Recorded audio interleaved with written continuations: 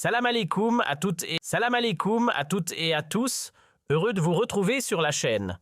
Aujourd'hui, direction l'Algérie, car franchement, l'actualité s'emballe dans tous les sens. Paris et Alger recommencent à se parler après 2 longues années de froid diplomatique. Sonatrach avance ses pions sur le continent africain. L'Organisation mondiale de la santé applaudit une réussite majeure dans le domaine sanitaire et l'économie algérienne parvient même à étonner le FMI. Oui, rien que ça. Restez bien avec nous jusqu'au bout parce qu'on va reprendre chaque dossier calmement point par point, sans se perdre dans les grands discours. Allez, on démarre avec l'axe France-Algérie, ou plutôt ce moment où la glace commence enfin à fondre. Pour comprendre ce retour du dialogue, il faut d'abord remonter un peu le fil. Depuis la fin de l'année 2024, l'ambiance entre Alger et Paris était devenue franchement électrique. Entre des prises de position politiques très mal reçues du côté algérien, les crispations autour des visas, les procédures d'expulsion, la présence en France d'opposants bénéficiant d'une protection, tout s'était accumulé. Et comme souvent entre les deux pays, chaque tension contemporaine réveillait aussi une mémoire historique lourde, sensible, jamais vraiment refermée. Résultat, 2 ans d'interruption quasi totale de la coopération judiciaire entre les deux pays, 2 ans sans avancée sur des dossiers sensibles comme le narcotrafic, les extraditions ou les biens mal acquis. Mais le 18 mai 2026, un signal fort est envoyé. Le ministre de la Justice français, Gérald Darmanin, débarque à Alger. Il n'est pas venu seul. Il est accompagné de hauts magistrats dont la directrice des affaires criminelles et des grâces, le procureur national financier et la procureure chargée de la criminalité organisée. Il est reçu par son homologue algérien, Lotfi Boudjemaha, et même par le président Tebboune en personne.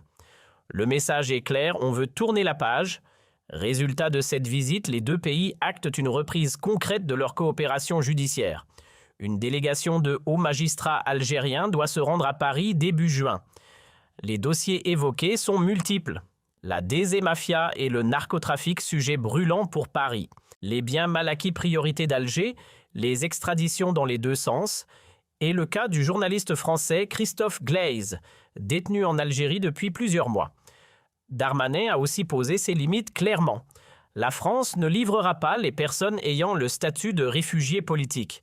Ce réchauffement est réel mais fragile. Derrière la diplomatie de façade, chaque pays tire vers ses propres intérêts. L'Algérie veut récupérer des fonds et des criminels. La France veut des informations sur les réseaux de drogue. La question des opposants politiques reste un point de friction majeur. Ce qu'on peut dire, c'est que le dialogue a repris, et c'est déjà beaucoup après 2 années de quasi-silence. Partie 2. Sonatrach conquiert l'Afrique, le 20 mai 2026. Sonatrach annonce une première historique. Le groupe public algérien a chargé sa toute première cargaison de GPL, du gaz de pétrole liquéfié à destination du Tchad. Comment ça fonctionne concrètement? La cargaison part d'Algérie, arrive au port de Douala au Cameroun et de là est acheminée par voie terrestre jusqu'à N'Djamena, la capitale tchadienne. Derrière cette livraison, il y a un accord cadre signé le 21 avril 2026 entre Sonatrach et la société tchadienne Gascom. C'est une relation commerciale directe avec un distributeur local dans la région du Sahel. Pour Sonatrach, c'est une avancée majeure. Elle ouvre la voie à des partenariats avec d'autres distributeurs africains. Mais ce n'est pas juste une livraison symbolique. L'Algérie occupe désormais la 2e place mondiale des exportateurs de GPL, acheminés par voie maritime juste derrière les États-Unis. C'est un positionnement colossal sur l'échiquier énergétique mondial. Sonatrach a investi massivement pour améliorer ses capacités de traitement, de stockage et d'expédition. La proximité géographique de l'Algérie avec les terminaux européens lui donne aussi un avantage compétitif énorme face à des fournisseurs plus lointains. Dans la même dynamique, le groupe égyptien El Sewedi Electric vient d'annoncer 1,3 milliard de dollars de nouveaux projets d'investissement en Algérie. Le ministre de l'Énergie Mourad Adjal a reçu leur délégation. Ça montre que l'Algérie attire des capitaux étrangers dans son secteur énergétique.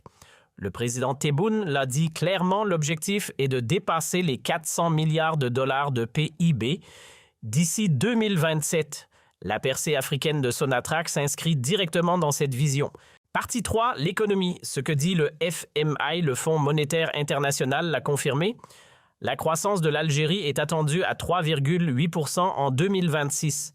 C'est une révision à la hausse de presque 1 point par rapport aux prévisions d'octobre 2025.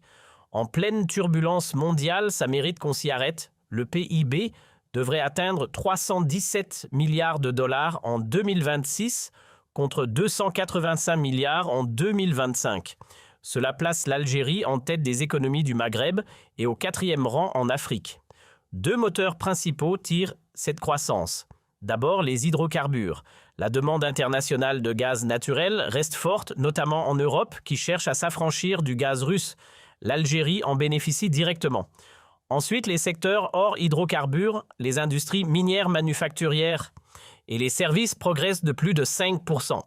C'est le signe d'une diversification lente mais réelle. Autre bonne nouvelle, l'inflation reste maîtrisée autour de 1,7% et la dette extérieure est faible. Des indicateurs enviables même pour des pays développés. Mais il faut être honnête, une partie de cette croissance est liée à la conjoncture mondiale.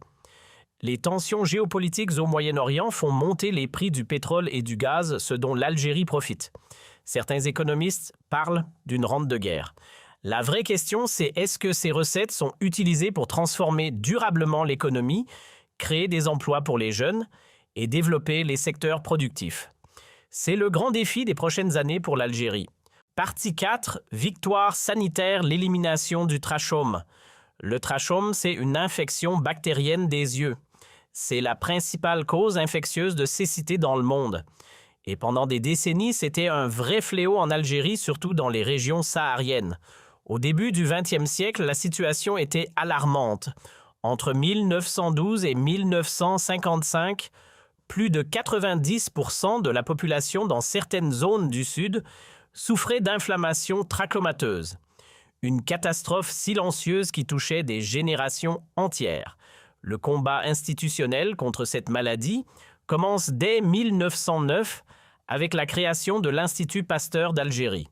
Depuis l'indépendance, l'État algérien a déployé des programmes de santé publique, amélioré l'accès à l'eau propre, renforcé l'hygiène dans les zones rurales, un siècle de travail, de campagne de prévention et de traitement. Et ce travail a payé. Le 19 mai 2026 à Genève, l'Organisation mondiale de la santé a remis officiellement à l'Algérie son certificat d'élimination du trachome en tant que problème de santé publique. L'Algérie devient le 29e pays au monde et le 10e en Afrique à franchir ce cap. C'est la 4e maladie transmissible éliminée dans le pays après le paludisme, le tétanos maternel et néonatal et la poliomyélite.